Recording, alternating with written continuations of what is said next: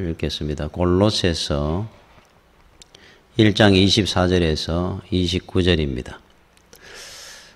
본문에 보면은 여러분 성경에 여기는 드는가 보니 교회를 위하여 바울이 하는 일 하는 제목으로 본문이 기록되어 있는데 하나님의 경륜에 의해서 쓰임받는 바울 하는 제목이 더 합당할 겁니다.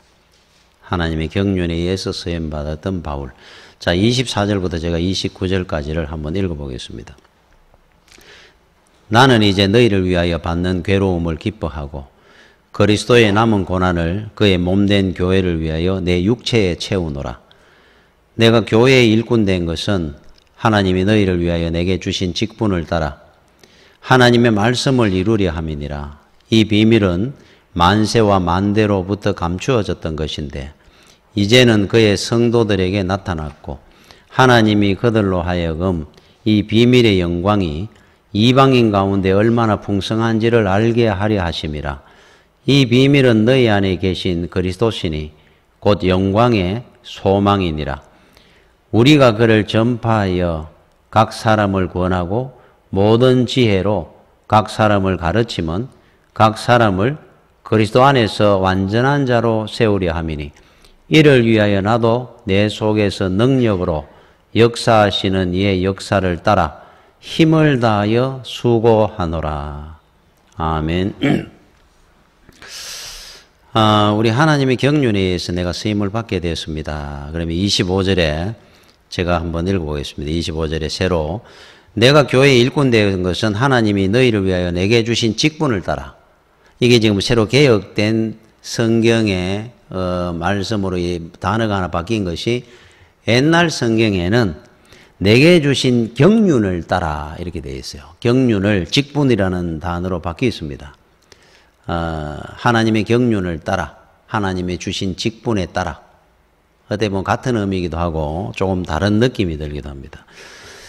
그래서 하나님의 말씀을 이루려 함이라 해놨는데 어떻게 이루려 하느냐니까 바울한테 하나님 주신 경륜을 이야기하는 거거든요. 우리한테도 똑같은데 자 27절에 하나님이 그들로 하여금 이 비밀의 영광이 이방인 가운데 얼마나 풍성한지를 알게 하려 하심이라. 12제자들은 당시에 이스라엘 본토에서만 살았기 때문에 히브리 말 외에는 헬라어를 할 그 당시에 세계 공용어는 헬라어입니다. 요즘 영어처럼. 그런데 사도 바울은 당시에 다소 출신, 길리기아 다소 출신이다 보니까 거기에서 이스라엘 본토로 유학을 왔던 사람입니다.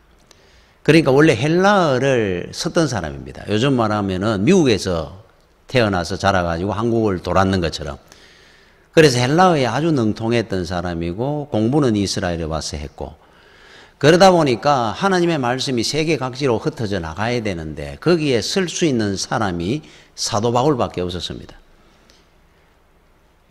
그러면 이걸 언제부터 하나님이 쓰셨느냐 하니까 바울을 여러 사람들 중에 이래 보니까 야는 헬라어를 할 수 있구나 해서 하나님이 갑자기 지명하신 것이 아니라 만세 만대로부터 이래 나오잖아요. 만세 전에 하나님은 이미 하나님의 예수 그리스도의 복음을 세상에 유럽어로 로마로 전할 수 있는 사람을 만대 전에 이미 준비하고 세우신 그 경륜, 계획, 하나님의 설계대로 내가 쓰임받아서 이방인의 사도가 된 사람입니다. 이런 지금 말씀을 하고 있어요. 그래서 내가 이방인의 사도가 된 것을 지금 생각해 보니까 내가 어릴 때 고향이 다소에서 출생했는 거, 헬라어를 능통하게 할 수 있었던 이유, 그러다 보니까 막상 하나님의 일을 하고 보니까 하나님이 이미 나를 계획하신 대로 다소에서 태어나게 하시고 다시 이스라엘에 들어오게 하시고 예수를 만나게 하시고 다시 이방으로 보내서 헬라어를 능통하게 쓰는 바울을 로마로 유럽으로 복음을 전하게 하려고 하셨더라. 지금 보니까 하나님의 설계대로 경륜대로 이루어진 일입니다. 그 일에 대해서 내가 감사하고 내 몸이 딸도록 수고하고 힘쓰며 살겠습니다. 하나님의 경륜을 이야기를 하고 있어요. 자, 하나님의 경륜입니다. 자, 우리가 살면서 철이 든다 이런 표현을 씁니다. 철은 나이가 든다고 저절로 들어지는 것이 아니라 나이가 들어도 철이 안 든 사람 평생 안 듭니다. 그래서 평생 철 안 든다 이런 표현을 우리가 하기도 하는데, 어릴 때 젊은 친구가 저 친구는 철이 든 것 같아 하는 사람도 있어요.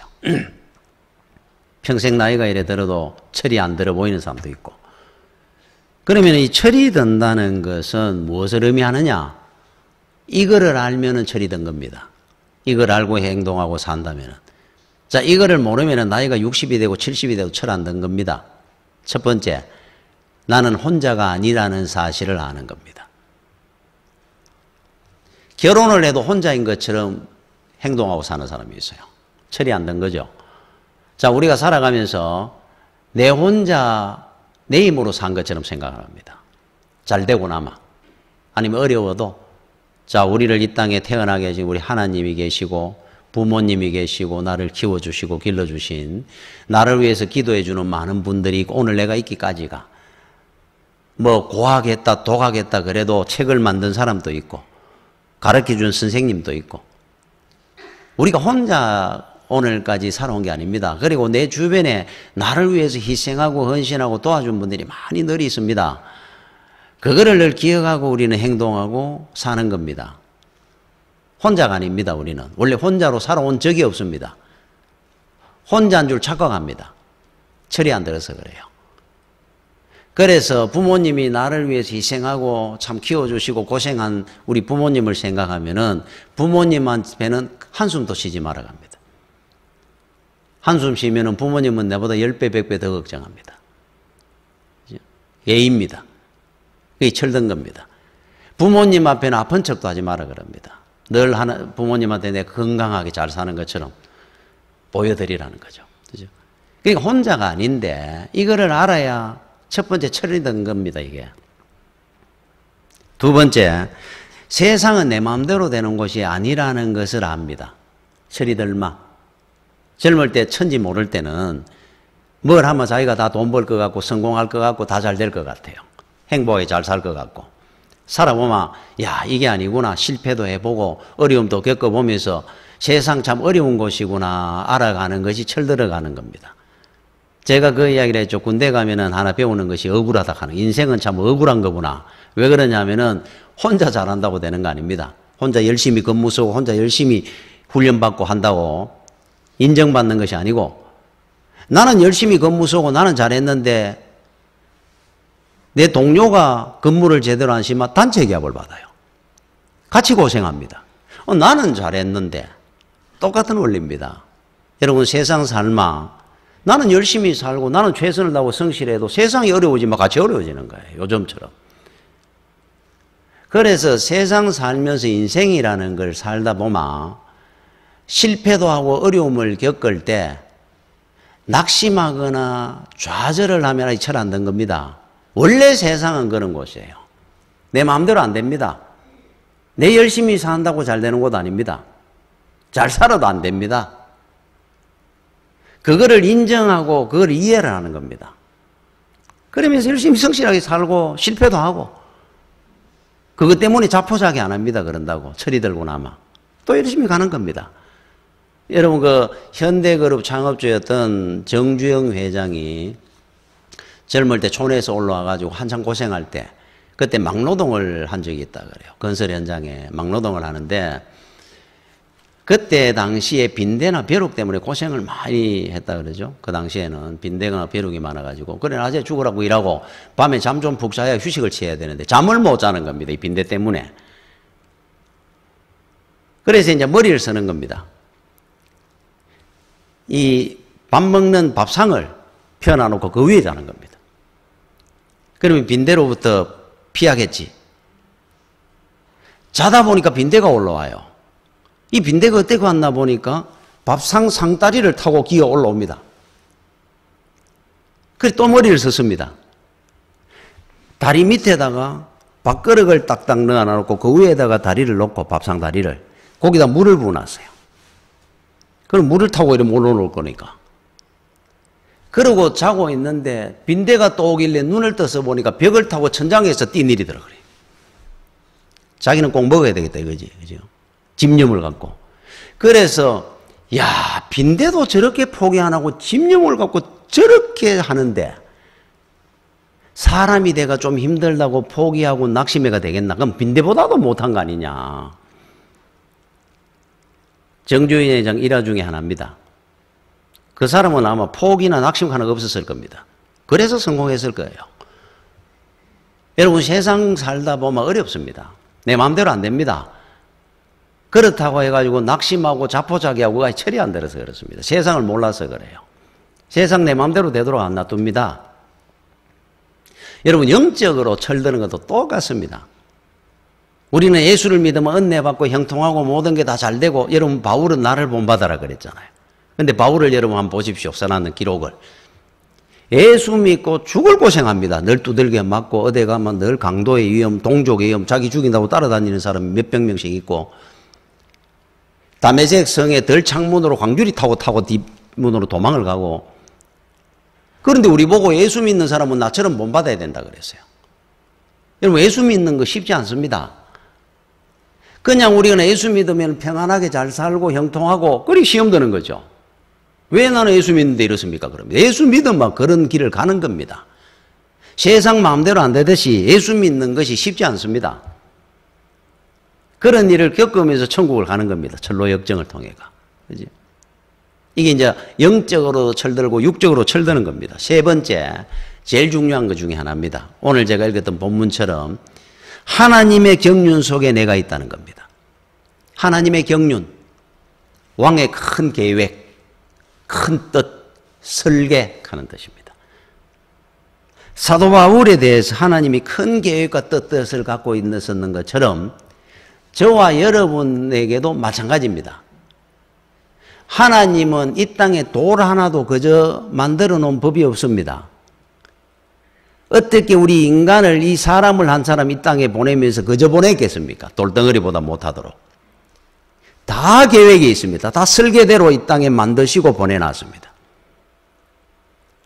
그거를 우리는 의식 안 하고 사니까 철이 안 들어서 그렇습니다.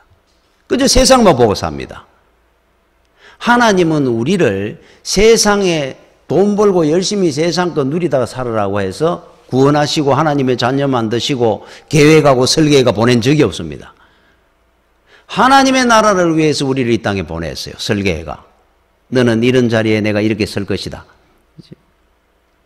그거를 우리는 인정하고 의식하고 살아야 됩니다. 하나님의 경륜 속에 우리가 있습니다. 빠져나갈 수 있습니까? 못 갑니다. 여러분, 경륜이라는 헬라어가 오이코노미안 그래요. 경륜. 헬라어로 오이코노미안. 그런데 오이코스 하는 뜻이 집 하는 뜻이거든요. 오이코노미안, 경륜. 집을 세우는 거와 마찬가지의 의미입니다. 자, 하나님의 나라가 있습니다. 하나님이 계획한 나라, 이 땅에 하나님의 나라를 이루어 가는데, 이 하나님의 큰 집입니다, 이게. 집을 지을 때, 자, 우리 교회를 지었는데 한번 보십시오. 석가래도 있고, 천장도 있고, 바닥도 있고, 기둥도 있고, 창문도 있고, 저 문도 있고, 다 있습니다. 이래서 하나의 집이 만들어집니다. 하나님의 집도 똑같습니다. 자, 하나님의 집을 지을 때 하나님의 계획이 있습니다. 하나님의 나라를 세우는데 기둥처럼 서는 사람이 있고 천장처럼 서는 사람이 있고 바닥처럼 서는 사람이 있고 창문으로 문으로 아니면은 장쇠로 여기에 못 하나도 다 서여가지고 집을 짓습니다. 이렇게 쓰임받는 부분들이 다 있습니다. 그래서 하나 우리가 알아야 될 중에 하나가 사람마다 하나님의 집을 짓는데 쓰임받는 용도나 부분이 다 달라요. 어떤 사람은 기둥으로 쓰이고 어떤 사람은 천장으로 쓰이고 어떤 사람은 창문으로 쓰이고 다 다릅니다. 그런데 우리가 그걸 모르게 되면 어떤 일이 생기느냐 하면은 집을 짓는데 전부 천장만 짓습니다. 나 전부 천장만 하려고 그래요. 천장만 있는 집 봤습니까? 기둥만 있는 집 폐허죠, 폐허. 기둥만 있는 집을 봤습니까? 짓다 말은 거잖아요. 벽도 있어야 되고 다 있어야 되는데, 그래서 제가 한번 그런 이야기를 했죠. 옛날에 제가 그 신학할 때는 조영기 목사님이 펄펄 날 때입니다. 제 동기 중에 하나가 조용기 목사님하고 똑같아요. 목소리도 말하는 스타일이고 행동하는 거 똑같이 합니다. 야, 얼마나 연습을 해서 막 눈을 감으면 조용기 목사님이 구분이 안 됩니다. 그런데 조용기 목사님은 우리나라의 엄청난 대형교회 목사님이 됐잖아요. 근데 그 친구는 그러다가 어디에 있는지 모릅니다, 지금. 자, 천장으로 쓰이기도 하고 기둥으로 쓰이고 장세로 쓰이기도 합니다. 용도가 다른데 똑같은 것만 자꾸 보고 따라가려고 하는 거예요. 자, 서여질 때는 또 하나 알아야 될 중에 하나가 있습니다. 여러분, 여기에 나무라든지 이런 거 서여질 때는 거기에 맞도록 대패질하고 다듬고 뭐 사포로 문지르고 다 합니다. 못질을 하고 나중에 고난이고 연단입니다. 연단. 그 과정을 통해서 하나님의 도구로 쓰여지는데 이걸 거부하면 어떻게 되느냐? 할 수 있겠습니까? 하나님의 나라와 집을 짓는데 나는 문으로 쓰려고 그랬어요. 그럼 나는 문을 안 하겠다 그럽니다. 전부 천장만 아까 이야기했듯이 나는 바닥이 싫습니다. 이거 더럽고 밟히기만 하고 나 천장 되게 해주십시오. 기둥이 그럽니다. 써가지고 받치고 있으려고 하니까 나는 힘이 드는데 창문은 보니까 구경이나 하고 좋은 것 같아요. 사람 구경도 하고 다니. 나 창문으로 바꿔주십시오. 있을 수 없습니다. 기둥은 기둥의 자리에 들어가야 되고 창문은 창문의 자리에 들어가야 되고 조그마한 못 하나도 거기에 맞도록 쓰여지는 겁니다. 그래서 우리가 알아야 될 중에 하나가 다른 사람을 보면서 내가 똑같이 그 사람과 같은 은사를 가지고 같이 쓰여지기를 원해서는 안 되고 내가 쓰여지는 자리에 내 은사를 하나님이 주시고 거기에 맞도록 쓰는 겁니다. 그러면 저 같은 경우가 만약에 기둥이 아니라도 장세도 필요하고 못도 필요합니다. 작은 못 하나 되는 것도 얼마나 큰 은혜입니까? 그래서 여러분들이 교회 생활을 할 때도 시험 안 되는 것 중에 하나가 안 되려고 그러면은 여러분들이 맡은 직분이 있어요. 뭐 성가대를 하든 교사를 하든 안내를 하든 쓰레기 하나를 줍든 청소를 하든 그죠? 그 일이 비록 작은 일 같지만은 하나님의 일에는 크고 작은 것이 없습니다. 그 일을 하는 사람이 있어야 교회가 마지막으로 하나님의 집이 세워지니까 감사하고 하는 겁니다. 그래서 제가 참 좋아하는 찬송이 하나 있습니다. 나 주의 도움 받고자 주 예수님께 빕니다. 그 구원 허락하시사 날 받아주소서. 내 모습 이대로 주 받아주소서. 날 위해 돌아가신 주 날 받아주소서. 이 찬송 얼마나 많이 불렀는지 모릅니다. 제가 내 모습 이대로 주 받아주소서. 왜 불렀겠습니까? 부족한 게 많으니까 불렀죠. 내 같은 사람이 어떻게 쓰이겠습니까 싶으니까 부른 거예요. 하나님이 부르셨으면 그래도 어딘가 쓰시고자 하니까 불렀겠으니까 낙심은 안 했습니다.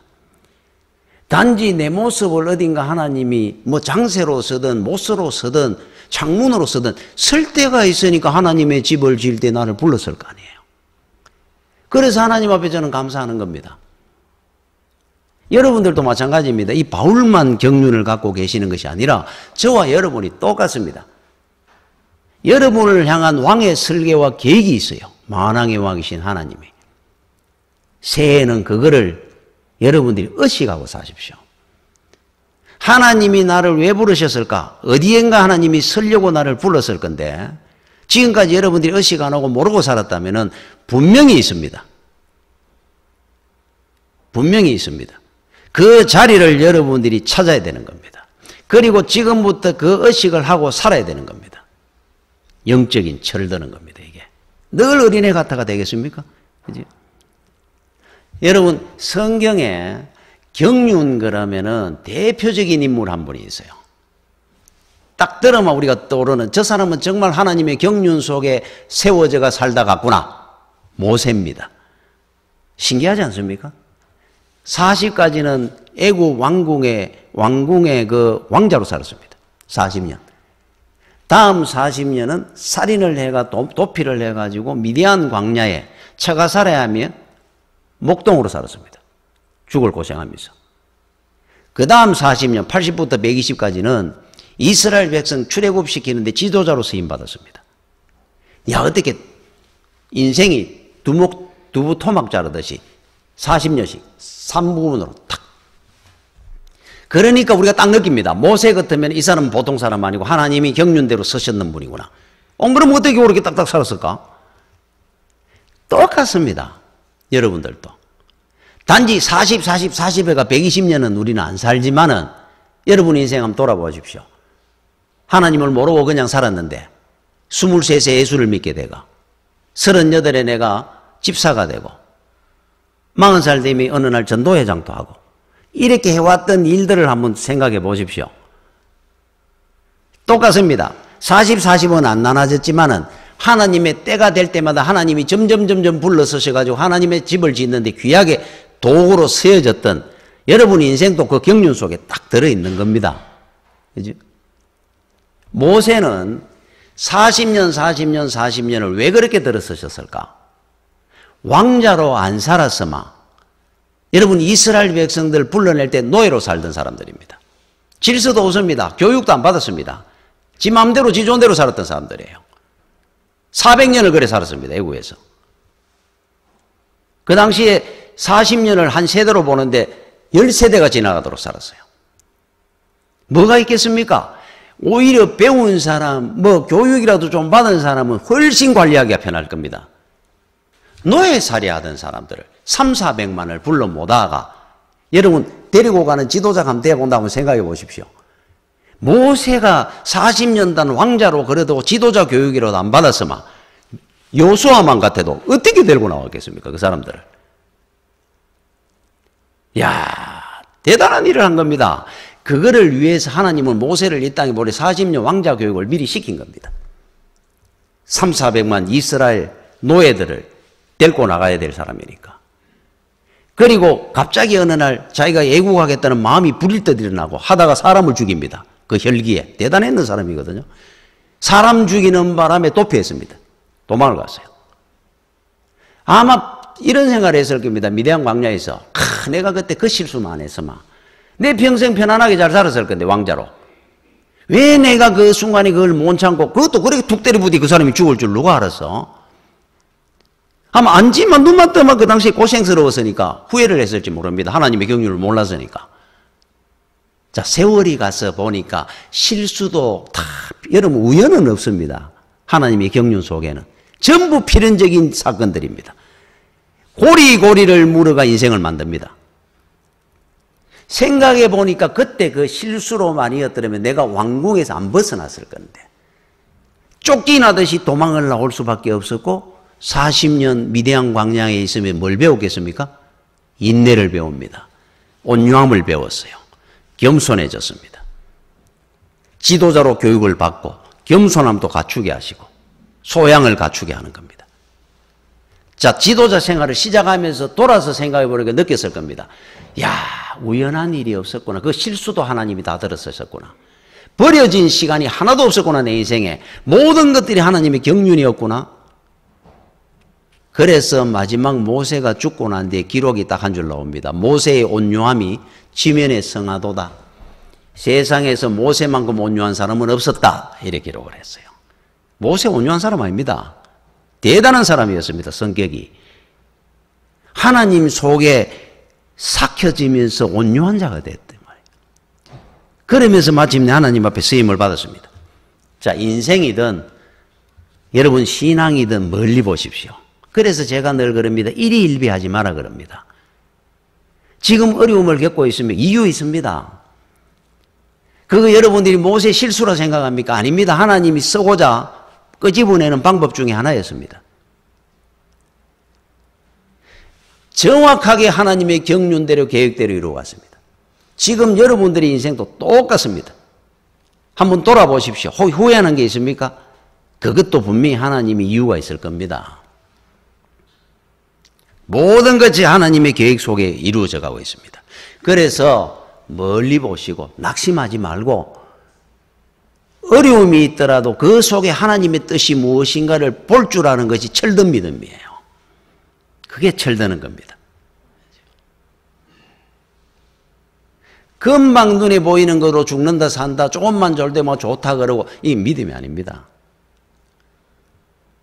어려움도 분명히 그 속에 뜻이 있어요. 그러니까 멀리 보고 우보천리 소걸음으로 천리를 가고 천국 가는 겁니다. 우리가 그죠? 그 계획을 아시고 여러분 그 신선이라 그러죠. 신선 어느 뭐 산에 가면 신선 시에 어느 경지에 올랐는 시선이라고 불려진 사람이 있죠. 당나라 때 200입니다. 200.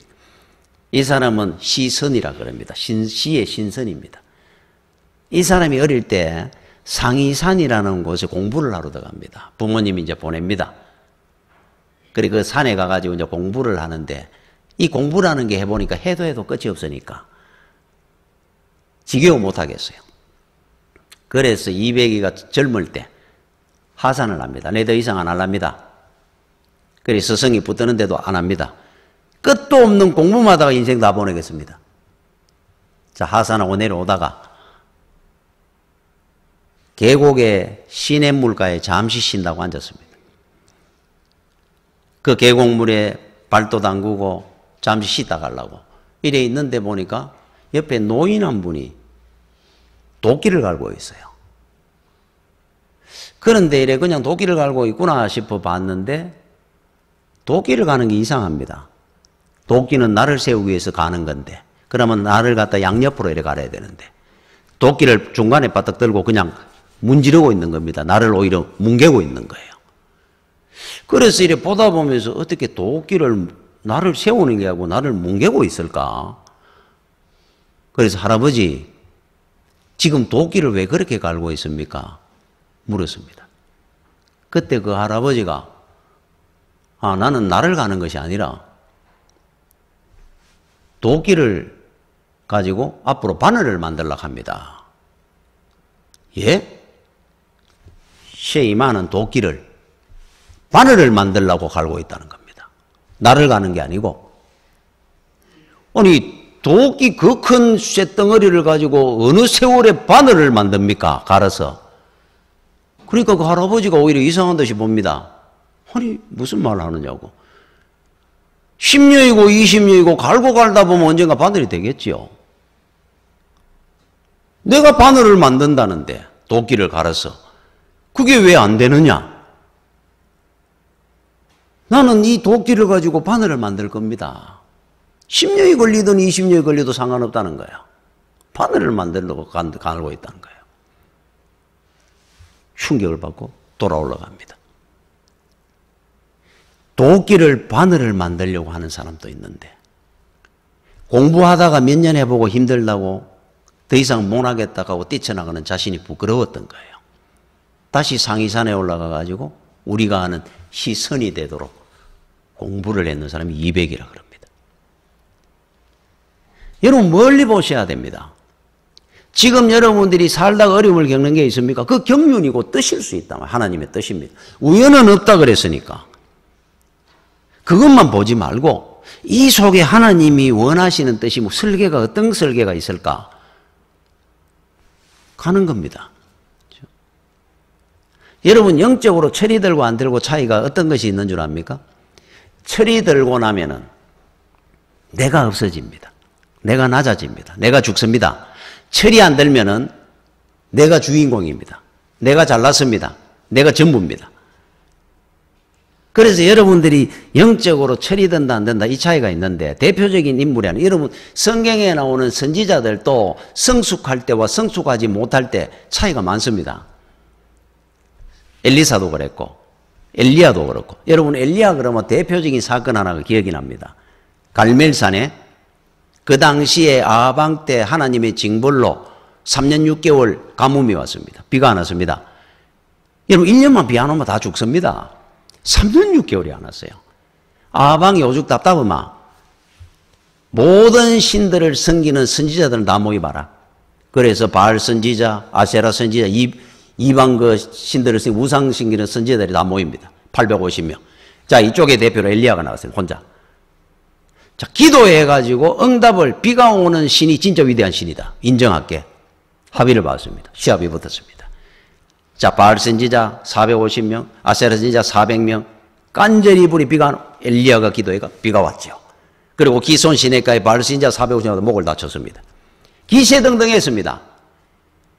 이야, 하나님 앞에 그 영광, 그 기쁨과 감사와 감격이 얼마나 컸겠습니까?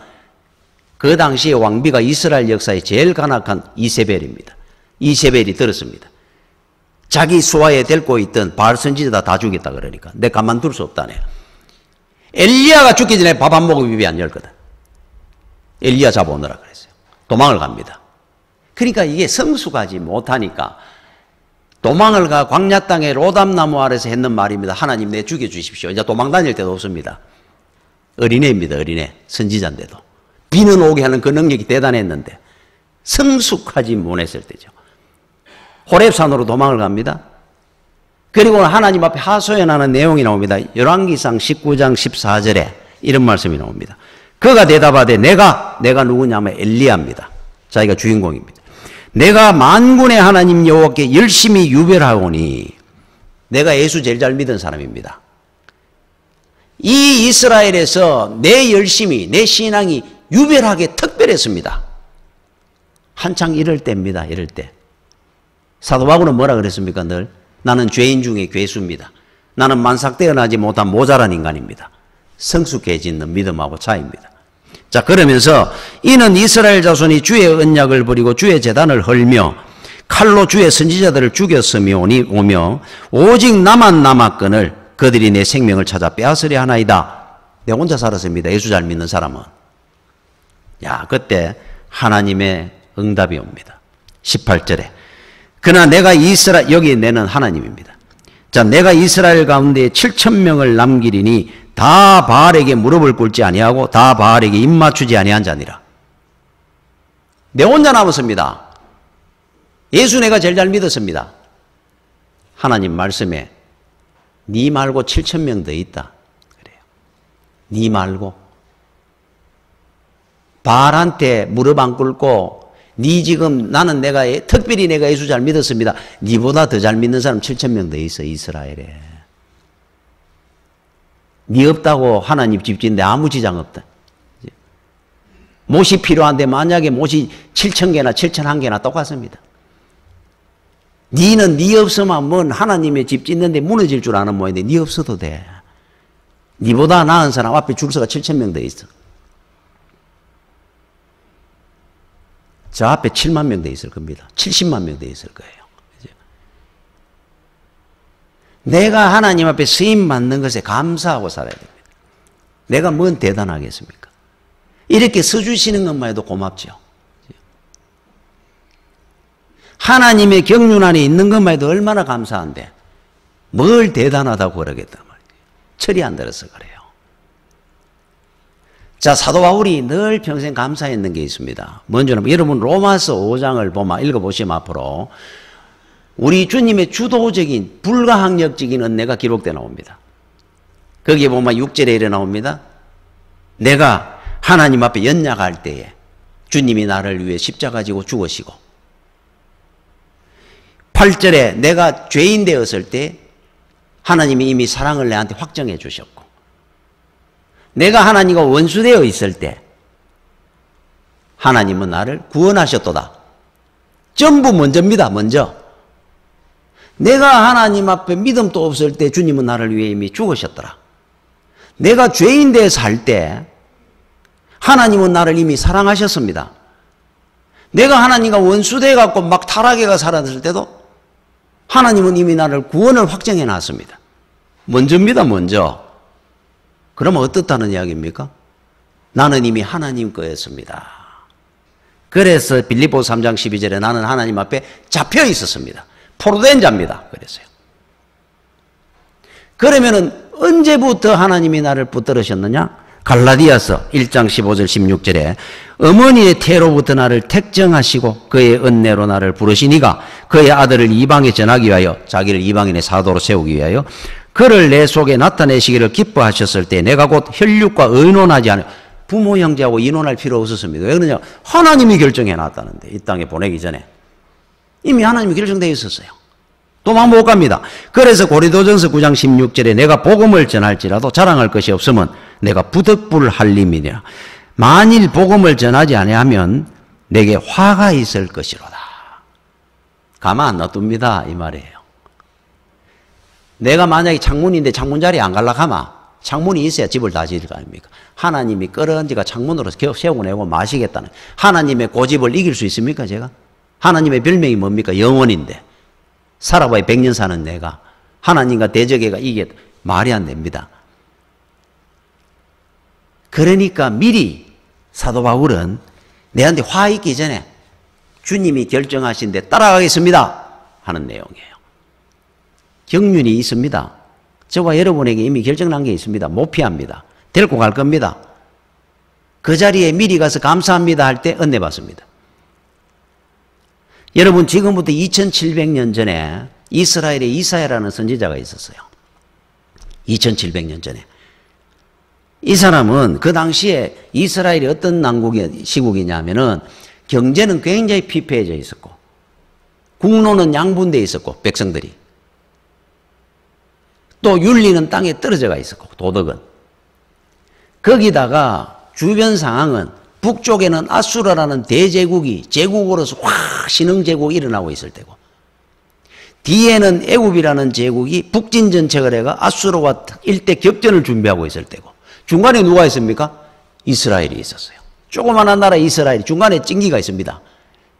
나라는 굉장히 어렵고 국로는 양분되어 있고 지금 여러분 이 시대하고 좀 비슷하다 생각 안 됩니까? 지금 이 나라 이렇게 어려운 상황에 미국과 중국이 부딪혀가 있고 중간에 딱 낀기가 있어요. 꼭 우리나라 상황 같아요. 2700년 이스라엘이. 나라는 굉장히 피폐해졌습니다. 경제도 어려워졌습니다. 도덕은 땅에 떨어졌습니다. 그때 하나님께서 이사야 6장 8절에 내가 또 주의 목소리를 들으니 주께서 이르시되 내가 누구를 보내며 누가 우리를 위하여 갈고 하시니 그때 내가 이르되 내가 여기 있나이다. 나를 보내소서. 이 이야기가 뭔 줄 압니까? 지금 이런 시국에 이 나라의 잘못이 누구한테 있느냐라고 질문하는 겁니다. 하나님이. 정치인입니까? 그 당시에?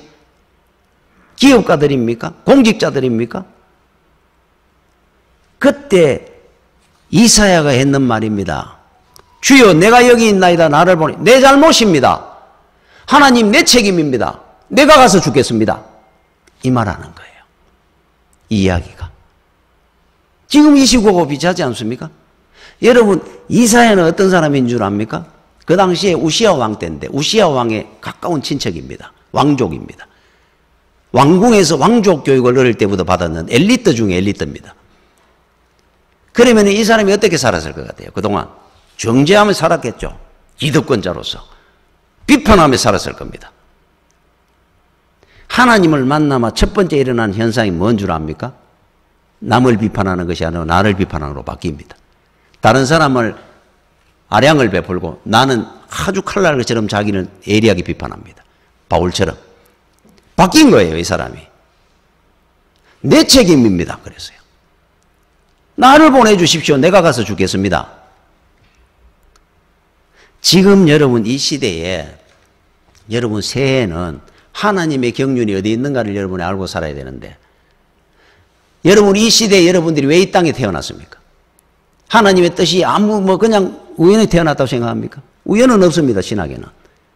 하나님의 뜻이 있습니다. 하나님의 기준으로 보면은 이 나라가 어렵다.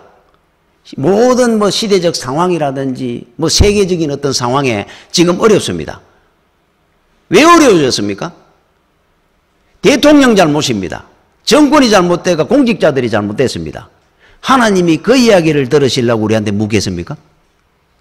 그들하고 아무 상관없습니다. 하나님은 늘. 우리가 책임입니다. 핏값을 우리한테 물으신다 그랬으니까. 이 시대에 누가 이 시대를 갖다 위해서 책임을 지고 가겠느냐 묻고 있잖아요. 지금도. 주여 내 책임입니다. 제가 잘못된 겁니다. 내가 차라리 이 자리 책임지고 죽겠습니다. 이런 산 사람을 찾겠다는 거잖아요. 여러분 명나라 때 역사학자 중에 청나라한테 망하기 전에, 명나라가 망하기 바로 직전에 고연무라는 사람이 있었어요. 제가 이야기하면 기억이 나는데 이 고연무라는 사람이 일지록이라는 책에 뭔 걸 남겼느냐 하면 나라 망하기 직전입니다. 이런 글을 남겼습니다. 왕조가 망하는 것은, 정권이 망하는 것은 왕과 신하의 책임이지만, 정권력이 지도자, 정치인들의 책임이지만 나라가 망하는 것은 필부에게도 책임이 있다. 한 백성 한 사람 한 사람이 다 책임이 있다 그랬잖아요. 지금 이 나라가 어려워지면은 이게 누구 책임입니까? 하나님의 백성들이 책임이 있어야 돼요. 우리 책임이라 생각해야 됩니다. 여러분이 옛날에 서부 영화 하이누은카는 영화가 있어요. 백주의 결투. 하이누은카는 영화가 있어요. 거기에 보면 게리 쿠퍼가 주인공인데 보안관입니다. 게리 쿠퍼가 악당들이 쳐들어오니까 그 마을 사람들을 징병을 합니다. 모읍니다. 저항을 해야 되니까. 그러니까 사람들이 좀 무서워합니다. 대단한 악당이니까 그 사람이. 그 저항하다 우리 다 죽을 것 같은데 나오라 그럽니다. 싸우자 그럽니다. 그러면서 게리 쿠퍼가 이렇게 해야죠. 내가 구하는 것은 총 잘 쏘는 사람이 아닙니다. 내가 필요로 하는 한 사람은 이 일이 내 일이라고 생각하는 그 사람을 나는 찾습니다. 그 말을 해요. 여러분 이 시대에 하나님이 찾는 한 사람이 있습니다. 이 책임은 내 책임입니다. 이 일은 내가 해야 될 일입니다. 라고 생각하는 한 사람을 하나님은 이 시대에 찾고 계십니다. 그 경륜 속에 오늘 저와 여러분은 이 땅에 있는 겁니다. 지금 이 시대에. 꼭 기억하고 사십시오. 우리는 그저 살다 가는 사람 아닙니다. 분명히 하나님이 이유가 있을 겁니다. 이 시대에 태어나게 한 이유가. 그거를 올 한 해는 기억하고 사명을 생각하고 사는 여러분들이 되시기를 축원합니다. 기도하겠습니다. 아버지 은혜를 감사를 드립니다. 아버지 올 한 해 새해에도 그저 세상만 보고 사는 자가 아니라 또 이 어려울 때 세상을 판단하고 비판하고 사는 자가 아니라 이사야처럼 주여 제가 여기 있사오니 나를 보내소서 하나님 앞에 주여 사명을 감당할 줄 아는 이사야 같은 주의 종들이 되게 하여 주시옵소서. 예수님 이름으로 기도드립니다. 아멘.